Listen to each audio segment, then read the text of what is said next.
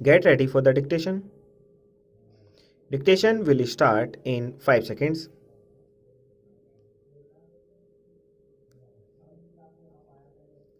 Start. The President's address is an occasion to take an overall view of our contributions in various fronts of national and international activities.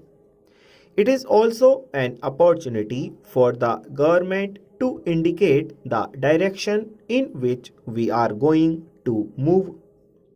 It is difficult to react to almost every aspect of the issues mentioned precisely. For that reason, I would like to highlight some limited areas.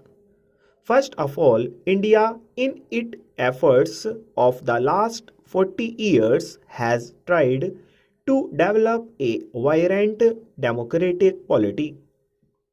Now, the process of creating a democratic system is unending, and at the national level, we have a superstructure of democratic framework. So is the situation with regard to the state level, but at the third level, at the district level, it needed considerable re-strengthening.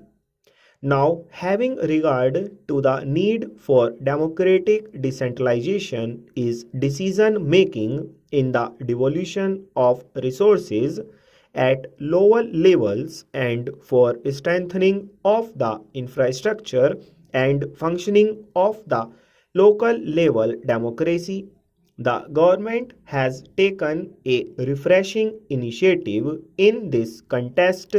The initiative of the government to introduce and strengthen the Panchayati Raj system is a major step forward. India has known the Panchayati system right from the beginning, from the pre-independence period as well. In the post-independence period, several efforts have been made to strengthen this institution. But for one reason or the other, it has not been able to get a sound footing and acquire the vibrance that is required in the working at that level. On some pretext or the other, in different parts of the country, elections have been postponed or local authority bodies have been disbanded and administrative control from the executive side has been strengthened. This system led to a situation where the distance between the common man and the government has widened. This has further led to process where there has been an alienation at the grassroots so far as beneficiaries of one or the other of government programs are concerned.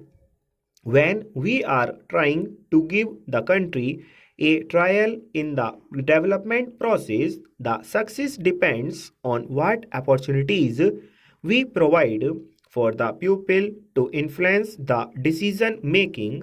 What are the points for democratic contribution with regard to the things which are uppermost in their thinking?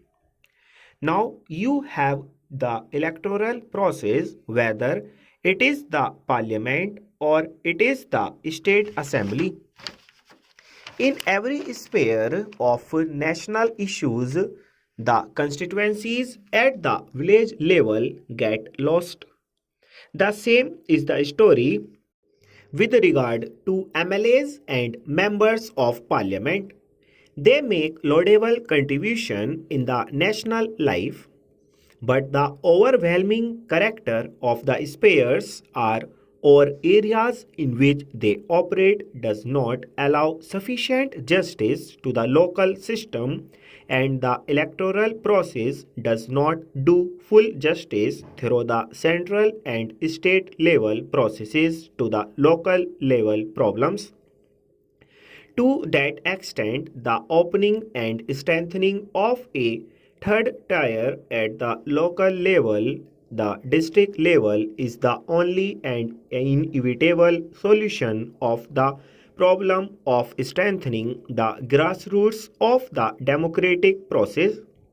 But the democratic process will not work through the political process only. It requires a solid economic component. And the very fact that we are now emphasizing the district level planning is a step forward in the right direction. We have seen 7 plan periods of development since 1951. We are at the end of the 7th plan, and the 8th 5 year plan is beginning to take shape.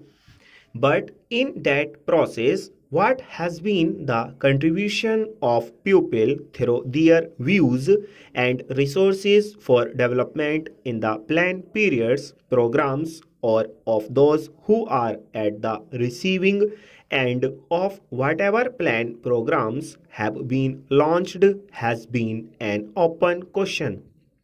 It is not surprising that the delivery cost of development programs has been getting out of hand. Almost 80% of the project cost is delivery cost only, and just 15 to 60 12% gets left for the benefit of the receiving end. Also, the priorities when we look from the national or state level tend to differ radically from the perceptions of the pupil at the district level. They do not involve the program problems which concern the district level and the village level. The district level and the village level problems do not involve substantial resources, but from the point of view of those local people, they are the lifeblood for several, whether it is the location of a small school building or the construction of a canal or the public distribution system network location. They are all local development concerns. In the district level planning, we have talked about decentralized planning, but this time the district level planning program is a decisive and courageous program to carry the whole process of economic planning to the local level so that the people there who are likely to be knowing more so far as their own interests are concerned are involved directly in the process of planning full stop.